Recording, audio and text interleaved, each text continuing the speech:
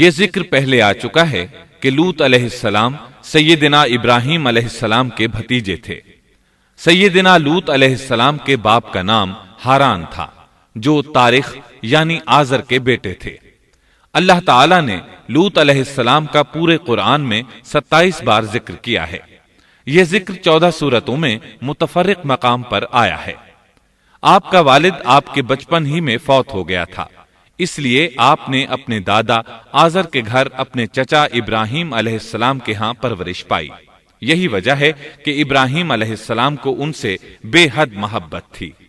جس وقت پوری قوم سیدنا ابراہیم علیہ السلام کے خلاف اٹھ کھڑی ہوئی اور انہیں آگ میں ڈالا گیا، اس کٹھن وقت میں صرف لوط علیہ السلام ہی وہ شخصیت تھے جو آپ پر ایمان لا چکے تھے، جیسا کہ اللہ تعالی نے فرمایا فآمن له لوط، ان پر لوط ایمان لے آئے۔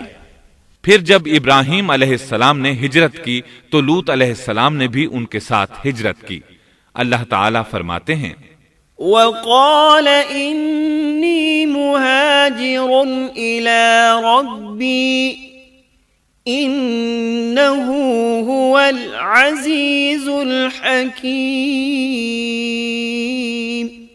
اور کہنے لگے کہ میں اپنے رب کی طرف ہجرت کرنے والا ہوں، وہ بڑا ہی غالب اور حکیم ہے۔ اس سے پہلے ہم ذکر کر آئے ہیں کہ جب ابراہیم علیہ السلام مصر سے فلسطین واپس چلے گئے تو آپ نے اپنے بھتیجے لوط کو سدوم بستی کی طرف بھیج دیا۔ یہ بحر مردار کے پاس ایک بستی تھی، تجارتی مرکز اور مسافروں کے لیے آرام کی جگہ تھی۔ یہ کافر قوم تھی، ان میں ایک بھی مومن نہیں تھا۔ اللہ تعالیٰ فرماتے ہیں فأخرجنا من كان فيها من المؤمنين فما وجدنا فيها غير بيت من المسلمين، پس جتنے ایماندار وہاں تھے ہم نے انہیں نکال لیا، اور ہم نے وہاں مسلمانوں کا صرف ایک ہی گھر پایا۔ یہ سب لوگ کافر تھے، لوگوں میں سب سے زیادہ فاسق اور فاجر تھے۔ ان لوگوں نے ایسی برائیاں ایجاد کی کہ ان سے پہلے کائنات میں کسی نے نہ کی تھیں۔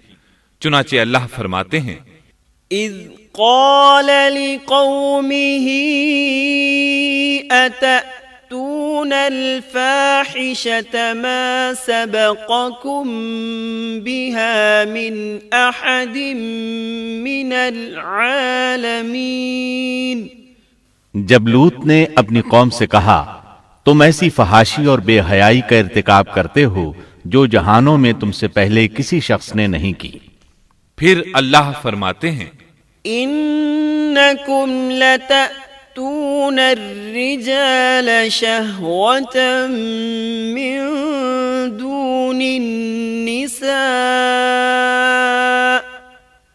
بل انتم قوم مسرفون،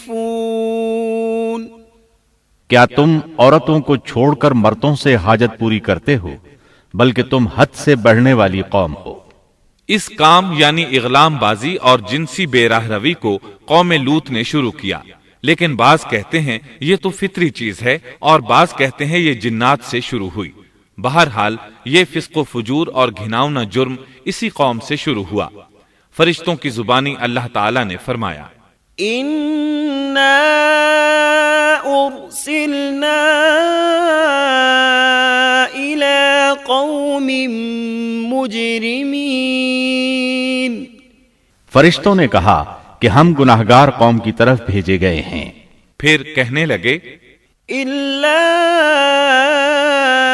آلَ لُوطٍ إِنَّا لَمُنَجُّوهُمْ أَجْمَعِينَ إِلَّا امْرَأَتَهُ قَدَّرْنَا إِنَّهَا لَمِنَ الْغَابِرِينَ، مگر خاندان لوط کہ ہم ان سب کو تو ضرور بچا لیں گے، سوائے اس کی بیوی کے کہ ہم نے اسے رکنے اور باقی رہ جانے والوں میں مقرر کر دیا ہے۔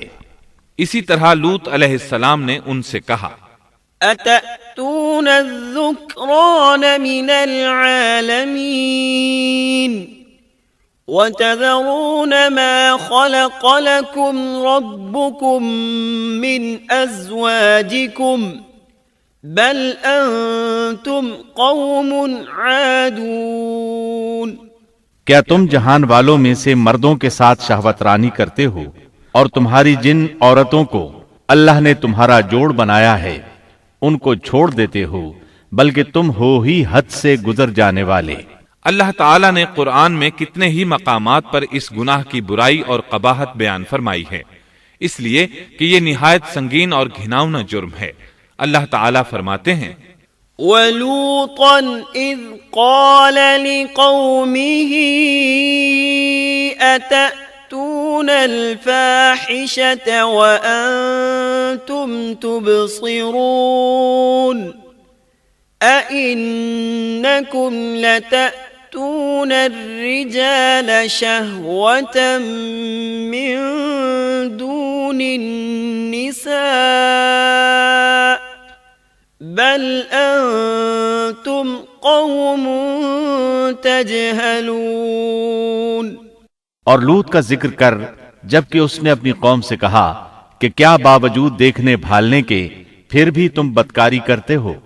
یہ کیا بات ہے کہ تم عورتوں کو چھوڑ کر مردوں کے پاس شہوت سے آتے ہو؟ حق یہ ہے کہ تم بڑی ہی نادانی کر رہے ہو. اللہ تعالیٰ نے اس قوم کی قبیح خصلتوں کا جتنا ذکر کیا ہے کسی اور قوم کا نہیں کیا. انہیں کافر، مجرم، جاہل اور حد سے بڑھنے والا کہا گیا. کہیں فضول خرچی کرنے والے اور فاسق کہا گیا. یہ تمام برائیاں ان میں موجود تھیں.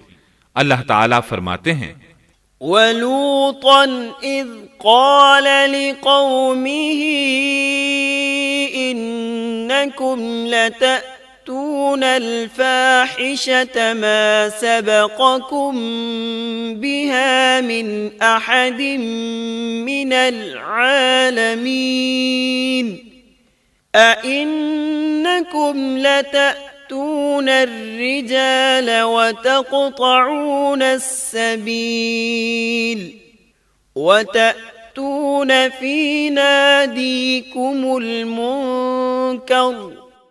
اور لوط کو یاد کرو جب انہوں نے اپنی قوم سے کہا تم ایسی فحاشی کرتے ہو کہ تم سے پہلے کسی جہاں والے نے نہیں کی. کیا تم مردوں کے پاس بدفعلی کے لیے آتے ہو اور راستوں میں ڈاکے ڈالتے ہو اور مجالس میں نہایت برے کام کرتے ہو؟ یہ لوگ اس قدر خبیث تھے کہ بھری مجلس میں برے برے کام کرتے تھے. مثلا سب کی موجودگی میں زوردار آواز کے ساتھ ہوا خارج کرتے، پھر اپنی اس حرکت پر ہنستے. غرض یہ کہ برائی کی تمام تر صفات ان میں موجود تھیں. لوط علیہ السلام پھر بھی انہیں سمجھاتے رہے لیکن وہ جھٹلاتے ہی رہے.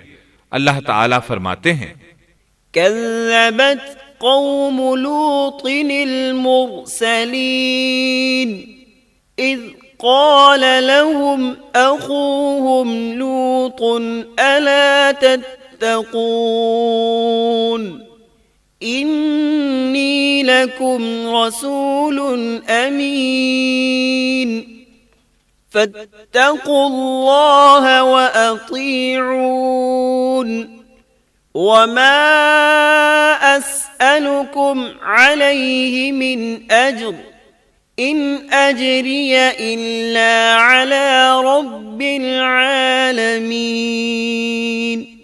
قوم لوط نے پیغمبروں کو جھٹلایا جبکہ ان کے بھائی لوط نے ان سے کہا کہ تم اللہ کا خوف نہیں رکھتے. میں بلا شبہ تمہاری طرف امانت والا پیغمبر ہوں، البتہ اللہ سے ڈرو اور میری اطاعت کرو، اور اس کام پر میں تم سے کوئی اجرت اور مزدوری نہیں چاہتا. میرا اجر تو صرف اور صرف جہانوں کو پالنے والے کے ذمے ہے. انبیاء کا مشن ہی یہ ہوتا ہے کہ تبلیغ کرتے رہیں. لہٰذا لوط علیہ السلام دعوت دیتے رہے، لیکن دعوت کے نتیجے میں قوم کا رد عمل کیا تھا اللہ نے اس کا بھی ذکر کیا ہے. فرمایا فما كان جواب قومه إلا أن قالوا ائتنا بعذاب الله إن كنت من الصادقين پس اس کی قوم کا جواب یہی ہوتا کہ اللہ کا عذاب لے آ اگر تو سچا ہے۔ اسلام دشمن اور کافر قوموں کا جواب یہی ہوتا ہے۔ قوم عاد اور قوم سمود نے بھی یہی جواب دیا تھا۔ دوسری آیت میں ہے وَلَقَدْ أَنذَرَهُمْ بَطْشَتَنَا فَتَمَارَوْا بِالنُّذُرِ۔ لوط نے انہیں ہماری پکڑ سے ڈرایا، یعنی انہوں نے کہا اے قوم اللہ کی پکڑ سے اور عذاب سے بچ جاؤ، محتاط ہو جاؤ، اس کی لاٹھی بے آواز ہے، لیکن وہ ڈرانے والوں سے بھی جھگڑتے ہی رہے۔ ایک اور آیت میں اللہ فرماتے ہیں وَمَا كَانَ جَوَابَ قَوْمِهِ إِلَّا أَن قَالُوا أَخْرِجُوهُم مِّن قَرْيَتِكُمْ إِنَّهُمْ أُنَاسٌ يَتَطَهَّرُونَ۔ اور ان کی قوم سے کوئی جواب نہ بن پڑا بجز اس کے کہ آپس میں کہنے لگے کہ ان لوگوں کو اپنی بستی سے نکال دو، یہ پاک باز بننے کی کوشش کرتے ہیں۔ چونکہ یہ سب کے سب لوگ فحاشی، عریانی، بے حیائی، بے غیرتی، فسق و فجور اور بدکاری میں مصروف تھے، ان کے نزدیک پاکیزگی اختیار کرنا بے معنی کام بن چکا تھا۔ لوط علیہ السلام اور ان کی بیٹیوں کے علاوہ کوئی شخص پاک نہ تھا، سب کے سب غلاظت میں ڈوبے ہوئے تھے۔ چنانچہ انہوں نے لوط علیہ السلام کو اپنی بستی سے نکال باہر کرنے کا فیصلہ کیا۔ کہنے لگے قالوا لئن لم تنته يا لوط لتكونن من المخرجين قال إني لعملكم من القالين۔ اے لوط اگر تو اپنے اس واعظ و نصیحت سے باز نہ آیا تو ضرور تجھے نکال دیا جائے گا۔ اس پر لوط نے فرمایا میں بھی تمہارے اس گھناونے عمل سے بیزار ہو چکا ہوں۔ چنانچہ لوط علیہ السلام اس موقع پر وہاں سے نکل آئے اور اپنے رب سے یوں دعا گو ہوئے رب نجنی وأہلی مما يعملون۔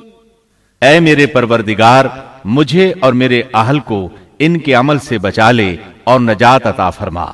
کتنی ہی آیات میں ہے کہ ان لوگوں نے لوط علیہ السلام کو بستی سے نکالنے کا عزم کر رکھا تھا، اور لوط علیہ السلام اس پوری بستی میں بے یار و مددگار تھے۔ وہاں ان کا کوئی خاندان تو تھا نہیں، لہٰذا گھر میں ہی بیٹھے رہے، دعا کرتے رہے۔ قال رب انصرنی علی القوم المفسدین۔ اے پروردگار اس فسادی قوم کے خلاف میری مدد فرما۔ اس دعا سے اس قوم کی ایک اور خصلت معلوم ہوئی، اور وہ یہ کہ وہ فسادی بھی تھے۔ سو اللہ نے دعا قبول فرمائی، فرشتے بھیجے، جبرائیل، میکائیل اور ملک الموت، اور بعض روایات کے مطابق اسرافیل کو بھی ان کے ساتھ بھیجا گیا۔ وہ سب سے پہلے ابراہیم علیہ السلام کے پاس آئے تاکہ انہیں اسحاق علیہ السلام کی بشارت دیں۔ آخر کار یہاں سے فرشتوں نے سدوم کا رخ کیا۔ یہ فرشتے وہاں نوجوان لڑکوں کی صورت میں پہنچے، ان کی ٹولیوں کے پاس سے گزرے تاکہ انہیں آزما لیا جائے، ان پر حجت قائم ہو جائے۔ مطلب یہ کہ اللہ تعالیٰ نے فرشتوں سے کہا تھا کہ ان لوگوں کو اس وقت تک ہلاک نہ کرنا جب تک کہ ان کے نبی کو ان پر الزام لگاتے نہ دیکھ لو۔ چنانچہ یہ فرشتے نوجوان اور خوبرو لڑکوں کی صورت میں بستی کے کنارے پہنچ گئے۔ لوط علیہ السلام کی ایک بیٹی بستی سے باہر کنارے پر رہتی تھی۔ جب اس نے انہیں دیکھا تو ڈر گئی۔ اس نے سوچا ہماری قوم کے لوگوں نے اگر انہیں دیکھ لیا تو ضرور ان سے برائی کر کے رہیں گے، اس لیے وہ اپنے والد لوط علیہ السلام کی طرف دوڑی، ان کے پاس پہنچ کر کہنے لگی میں نے چند نوجوان لڑکوں کو دیکھا ہے اور میں ان کے بارے میں خوفزدہ ہوں۔ لوط علیہ السلام جلدی سے ان کی طرف آئے، ان سے پوچھا آپ کیسے آئے ہیں؟ انہوں نے بتایا ہم آپ کے مہمان ہیں۔ لوط علیہ السلام چاہتے تھے انہیں باہر ہی سے دوسری طرف روانہ کر دیں، لیکن جب انہوں نے کہا کہ ہم مہمان ہیں تو وہ انہیں جانے کے لیے نہ کہہ سکے، چنانچہ ان سے بولے اللہ کی قسم زمین کی پشت پر اس سے خبیث اور گندی قوم ہم نے نہیں دیکھی، اور نہ ہی کسی کے بارے میں ایسا معلوم ہوا۔ آپ نے دوبارہ، سہبارہ اور پھر چوتھی بار بھی ان سے یہی بات کہی تاکہ ان نوجوانوں کو حالات کا علم ہو جائے، وہ بھانپ لیں، لیکن وہ تو فرشتے تھے اور لوط علیہ السلام کی قوم کے خلاف گواہی تلاش کر رہے تھے۔ آخر لوط علیہ السلام انہیں اپنے گھر لے آئے، انہیں بٹھایا۔ لوط علیہ السلام کی بیوی کافر تھی اور قوم کے ساتھ تھی۔ وہ باہر گئی اور اس نے لوگوں کو بتایا کہ اس نے لوط علیہ السلام کے گھر میں ایسے خوبصورت چہروں والے نوجوان دیکھے ہیں کہ زمین پر آج تک ان جیسے کہیں نظر نہیں آئے۔ یہ سنتے ہی وہ سب لوط علیہ السلام کے گھر کی طرف لپکے۔ قرآن کریم میں آتا ہے وَجَاءَهُ قَوْمُهُ يُهْرَعُونَ إِلَيْهِ وَمِن قَبْلُ كَانُوا يَعْمَلُونَ السَّيِّئَاتِ لوگ جلدی سے اس کی طرف لپکے اور وہ اس سے پہلے فحاشی کے عادی بن چکے تھے۔ ایک جگہ الفاظ ہیں شہر کے لوگ خوش ہوتے ہوئے آئے۔ وہ اس حد تک فاسق اور فاجر بن چکے تھے کہ خوش ہوتے ہوئے وہاں آئے تاکہ ان خوبصورت لڑکوں سے لذت حاصل کر سکیں۔ یہ گھر کے سامنے پہنچ گئے تو لوط علیہ السلام انہیں روکنے کے لیے گھر سے نکلے۔ ان سے فرمایا یا قوم هؤلاء بناتی، اے میری قوم، تمہاری خواہش کے لیے میری بیٹیاں موجود ہیں، یعنی قوم کی عورتیں موجود ہیں۔ نبی قوم کا باپ ہوتا ہے، اس کی بیویاں قوم کی مائیں اور قوم کی عورتیں اس کی بیٹیاں شمار ہوتی ہیں، جیسا کہ سورہ ہود میں آتا ہے۔ قال یا قوم هؤلاء بناتی هن اطہر لکم فاتقوا اللہ ولا تخزون فی ضیفی أَلَيْسَ مِنْكُمْ رَجُلٌ رَشِيدٌ کہنے لگے اے میری قوم، میری یہ بیٹیاں تمہارے لیے پاکیزگی کا باعث ہیں، لہٰذا اللہ سے ڈرو اور مجھے میرے مہمانوں کے بارے میں رسوا نہ کرو۔ کیا تم میں کوئی بھلا شخص موجود نہیں؟ آپ کی بات کے جواب میں انہوں نے کیا جواب دیا؟ قرآن مجید میں آتا ہے قالوا لقد علمت ما لنا في بناتك من حق وإنك لتعلم ما نريد قال لو أن لي بكم قوة أو آوي إلى ركن شديد کہنے لگے لوط، تو جانتا ہے تیری بیٹیوں یعنی قوم کی عورتوں سے ہمیں کوئی سروکار نہیں، ہم جو چاہتے ہیں تمہیں خوب معلوم ہے۔ لوط کہنے لگے کاش میرے پاس کوئی قوت ہوتی یا میں کسی مضبوط پناہ میں ہوتا۔ لوط علیہ السلام کے پاس کچھ بھی تو نہیں تھا، صرف ان کی اپنی بیٹیاں ان پر ایمان لائی تھیں، یہاں تک کہ ان کی بیوی بھی کافر تھی۔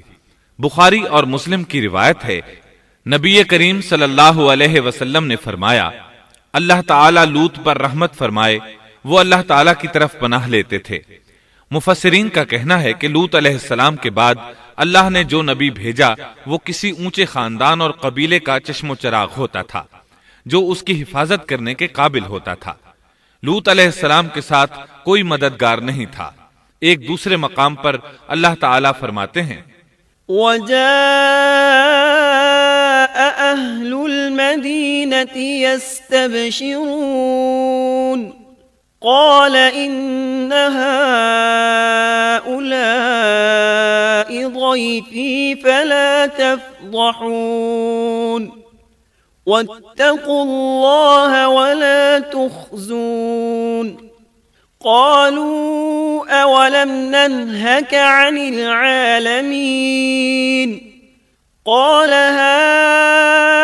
هؤلاء بناتي إن كنتم فاعلين لعمرك إنهم لفي سكرتهم يعمهون اور شہر کے لوگ خوش ہوتے ہوئے آئے۔ لوط نے کہا یہ میرے مہمان ہیں، مجھے رسوا نہ کرو، اللہ سے ڈرو اور مجھے ذلیل نہ کرو۔ انہوں نے کہا کیا ہم نے تجھے جہان والوں کے بارے میں منع نہیں کیا؟ یعنی انہوں نے آپ کو تبلیغ وغیرہ سے بھی روک دیا تھا۔ لوط نے کہا اگر خواہش پوری کرنا چاہتے ہو تو میری بیٹیاں یعنی قوم کی عورتیں موجود ہیں، ان سے کر لو۔ اے پیغمبر تیری عمر کی قسم وہ لوگ اپنی مدہوشی میں مست تھے۔ اللہ تعالیٰ نے کسی انسان کی عمر کی قسم نہیں کھائی سوائے نبی کریم صلی اللہ علیہ وسلم کے، اور یہ اعزاز آپ کے شرف، عزت اور تکریم پر دلیل ہے۔ اب ان لوگوں نے گھر میں داخل ہونے کی تیاری کر لی۔ ادھر لوط علیہ السلام نے اپنے تینوں مہمانوں کی طرف دیکھا۔ آپ ان کے لیے فکر مند تھے، لیکن وہ یہ دیکھ کر حیران ہوئے بغیر نہ رہے کہ وہ تینوں بالکل بے فکر بیٹھے تھے۔ اس وقت کی کیفیت اللہ تعالیٰ نے قرآن مجید میں یوں بیان فرمائی ہے، قال إنكم قوم منكرون قالوا بل جئناك بما كانوا فيه يمترون وأتيناك بالحق وإنا لصادقون۔ لوط کہنے لگے تم لوگ تو کچھ انجان سے معلوم ہو رہے ہو۔ اس پر وہ کہنے لگے ہم تو تیرے پاس وہ فیصلہ لائے ہیں جس میں اس قوم کو شک تھا، اور ہم تیرے پاس حق لے کر آ چکے ہیں اور بے شک ہم سچے ہیں۔ سورۃ العنکبوت میں اللہ تعالیٰ فرماتے ہیں، وقالوا لا تخف ولا تحزن إنا منجوك وأهلك إلا امرأتك كانت من الغابرين إنا منزلون على أهل هذه القرية رجزا من السماء بما كانوا يفسقون۔ فرشتوں نے کہا اے لوط نہ ڈر اور غم نہ کھا، یقیناً ہم تجھے اور تیرے اہل کو سوائے تیری بیوی کے نجات دیں گے، وہ پیچھے رہ جانے والوں میں سے ہوگی۔ ہم اس بستی والوں پر ان کے گناہوں کے سبب آسمان سے عذاب نازل کرنے والے ہیں۔ انہوں نے یہ بھی کہا، قالوا يا لوط إنا رسل ربك لن يصلوا إليك۔ کہنے لگے اے لوط ہم اللہ کے بھیجے ہوئے فرشتے ہیں، یہ لوگ تجھ تک نہ پہنچ پائیں گے، یعنی تجھے تکلیف نہیں پہنچا سکیں گے۔ پھر ان میں سے ایک شخص نے اندر داخل ہونے کی کوشش کی۔ جبریل اٹھے، انہیں ایک ایسی ضرب لگائی کہ تمام کے تمام اوندھے ہو گئے۔ اس بارے میں اللہ کا فرمان ہے، وَلَقَدْ رَاوَدُوهُ عَنْ ضَيْفِهِ فَطَمَسْنَا أَعْيُنَهُمْ۔ انہوں نے لوط کو اس کے مہمانوں کے بارے میں پھسلانے کی کوشش کی تو ہم نے ان کی آنکھیں مٹا ڈالی۔ اللہ تعالیٰ سورۃ القمر میں فرماتے ہیں، فَذُوقُوا عَذَابِي وَنُذُرْ۔ پس میرا عذاب اور ڈرانا چکھو۔ وہ دھمکیاں دینے لگے اور واپس جاتے ہوئے کہنے لگے ہم تجھ سے کل نبٹ لیں گے۔ انہوں نے سزا محسوس بھی کر لی لیکن پھر بھی توبہ نہ کی۔ اس وقت فرشتوں نے کہا، إِنَّ مَوْعِدَهُمُ الصُّبْحُ أَلَيْسَ الصُّبْحُ بِقَرِيبٍ۔ یقیناً ان کے وعدے کا وقت صبح کا ہے، اور کیا صبح بالکل قریب نہیں؟ صبح تک انہیں مہلت مل گئی۔ فرشتوں نے کہا، فَأَسْرِ بِأَهْلِكَ بِقِطْعٍ مِّنَ اللَّيْلِ وَاتَّبِعْ أَدْبَارَهُمْ وَلَا يَلْتَفِتْ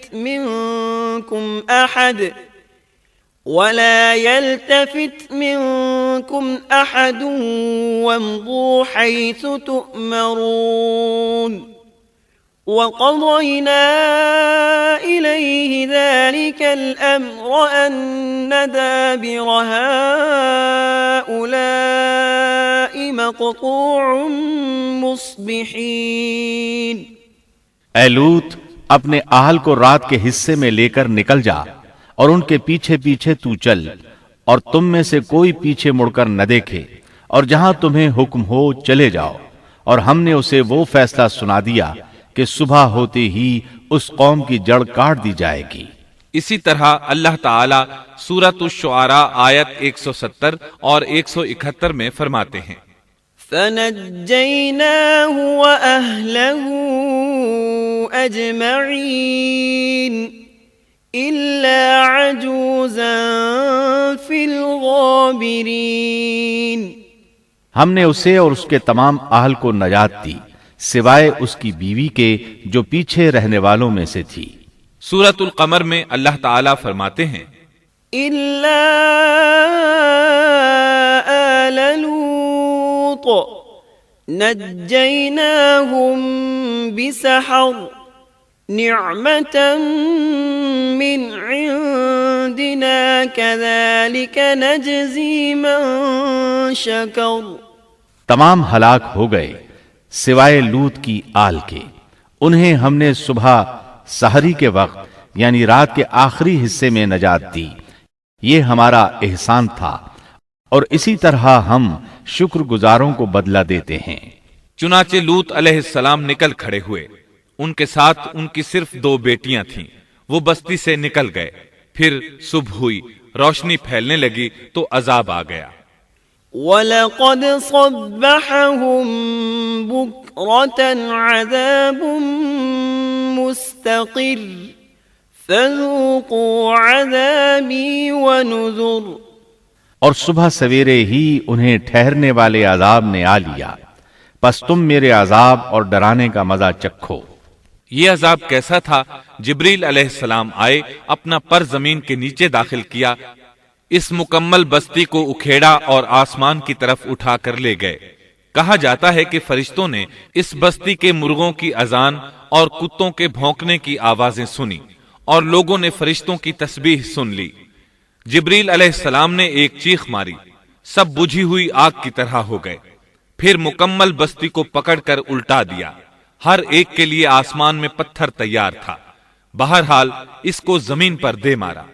اللہ تعالیٰ سورہ ہود میں فرماتے ہیں، فَلَمَّا جَاءَ أَمْرُنَا جَعَلْنَا عَالِيَهَا سَافِلَهَا وَأَمْطَرْنَا عَلَيْهَا حِجَارَةً مِّن سِجِّيلٍ مَّنضُودٍ مُّسَوَّمَةً عِندَ رَبِّكَ وَمَا هِيَ مِنَ الظَّالِمِينَ بِبَعِيدٍ۔ پس جب ہمارا حکم آیا تو ہم نے اس کا اوپر والا حصہ نیچے کیا اور ان پر کنکریلے پتھر برسائے جو تہ بتہ تھے، تیرے رب کی طرف سے نشاندار تھے، اور وہ ان ظالموں سے کچھ دور نہیں تھے۔ سورۃ الحجر میں اللہ فرماتے ہیں، فَأَخَذَتْهُمُ الصَّيْحَةُ مُشْرِقِينَ فَجَعَلْنَا عَالِيَهَا سَافِلَهَا وَأَمْطَرْنَا عَلَيْهِمْ حِجَارَةً مِّن سِجِّيلٍ۔ روشنی ہوتے ہی انہیں بڑے زور کی چیخ نے پکڑ لیا، پھر ہم نے اس کا بلند حصہ نیچے کیا اور ان پر کنکر والے پتھر برسائے۔ سورۃ الشعراء میں اللہ فرماتے ہیں، وَأَمْطَرْنَا عَلَيْهِمْ مَطَرًا فَسَاءَ مَطَرُ الْمُنذَرِينَ۔ إِنَّ فِي ذَلِكَ لَآيَةً وَمَا كَانَ أَكْثَرُهُم مُؤْمِنِينَ وَإِنَّ رَبَّكَ لَهُوَ الْعَزِيزُ الرَّحِيمُ۔ اور ہم نے ان پر ایک خاص قسم کا می برسایا، پس بہت ہی برا می تھا جو ڈرائے گئے ہوئے لوگوں پر برسا۔ یہ ماجرا بھی سراسر عبرت ہے، ان میں سے بھی اکثر مسلمان نہ تھے۔ بے شک تیرا پروردگار وہی ہے غلبے والا، مہربانی والا۔ سورۃ النجم میں اللہ فرماتے ہیں، وَالْمُؤْتَفِكَةَ أَهْوَىٰ فَغَشَّاهَا مَا غَشَّىٰ فبأي آلاء ربك تتمارى هذا نذير من النذر الأولى اور اس نے الٹائی ہوئی بستیاں گرا دی، پھر ان کو اس چیز سے ڈھانپا جس سے بھی ڈھانپا، مطلب یہ کہ ان پر پتھروں کی بارش برسائی، پس تم اپنے رب کی کون کون سی نعمتوں میں جھگڑو گے۔ یہ شخص بھی پہلے ڈرانے والوں کی طرح ایک ڈرانے والا ہے۔ اس طرح یہ بستی سدوم بحر مردار کے علاقے میں تہس نہس ہو گئی، اور اس کے آثار و نشانات قیامت تک کے لیے چھوڑ دیے گئے ہیں۔ ان نشانات کو اسی لیے باقی چھوڑا گیا ہے کہ سارا جہان ان کو دیکھ کر عبرت پکڑے، فحاشیوں سے باز آ جائے، خاص طور پر سب سے بڑی فحاشی جو قوم لوط کا عمل تھا اس سے باز آ جائیں۔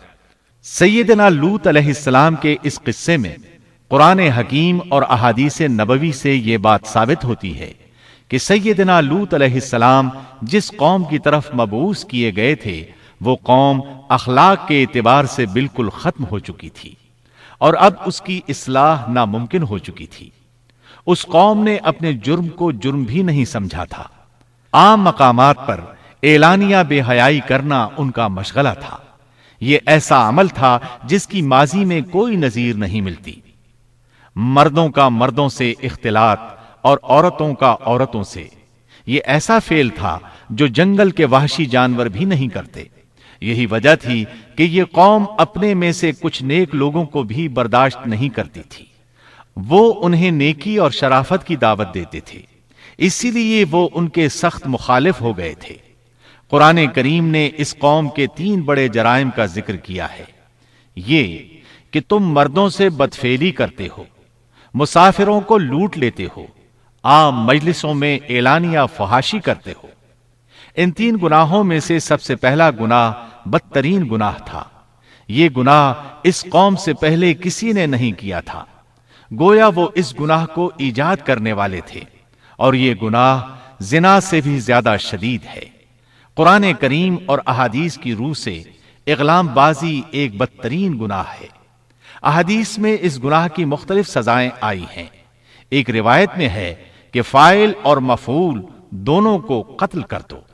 بستی سدوم عذاب کے نزول سے قبل کن حالات سے دوچار تھی، سورۃ الزاریات آیت 35 اور 36 میں یوں بیان ہوا ہے: پھر ہم نے ان سب لوگوں کو نکال لیا جو اس بستی میں مومن تھے، یعنی لوط علیہ السلام اور ان پر ایمان لانے والے، سو ہم نے اس بستی میں سوائے ایک گھر کے مسلمانوں کا کوئی گھر نہ پایا۔ اس کا مطلب ہے وہاں صرف سیدنا لوط علیہ السلام اور ان کا گھرانہ مسلمان تھا، باقی سب گھر کافروں کے تھے۔ اللہ تعالیٰ کسی قوم کی مکمل تباہی کا فیصلہ اس وقت تک نہیں کرتے جب تک کہ اس قوم میں کچھ قابل لحاظ بھلائی موجود ہو، مگر جب قوم کا حال یہ ہو جائے کہ اس میں بھلائی آٹے میں نمک کے برابر بھی باقی نہ رہے، تو ایسی صورت میں اللہ کا قانون یہ ہے کہ نبی اور اس پر ایمان لانے والوں کو اپنی قدرت خاص سے کسی نہ کسی طرح بچا لیا جاتا ہے، اور باقی لوگوں کے ساتھ وہی معاملہ کیا جاتا ہے جو ہوش مند تاجر اپنے ٹوکرے کے گلے سڑے پھلوں کے ساتھ کرتا ہے۔ اچھے پھل ان میں سے نکال لیتا ہے اور سڑے ہوئے باہر پھینک دیتا ہے۔ عذاب کے بعد اللہ تعالیٰ نے اس شہر کے کھنڈرات کے بارے میں سورۃ الزاریات آیت 37 میں یوں فرمایا ہے: اس عذاب کے بعد ہم نے وہاں بس ایک نشانی ان لوگوں کے لیے چھوڑ دی جو دردناک عذاب سے ڈرتے تھے۔ اس نشانی سے مراد بحیرہ مردار ہے۔ اس کا جنوبی علاقہ آج بھی ایک عظیم تباہی کے آثار پیش کر رہا ہے۔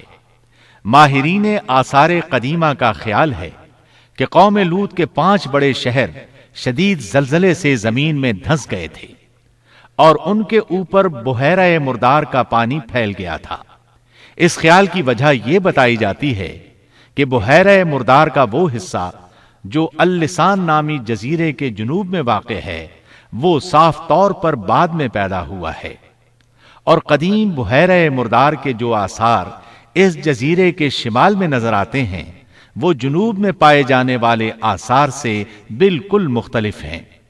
ماہرین آثار قدیمہ نے اس سے یہ بات اخذ کی ہے کہ جنوب کا حصہ پہلے اس بحیرہ کی سطح سے بلند تھا، بعد میں زلزلے سے دھنس کر زمین کے نیچے چلا گیا۔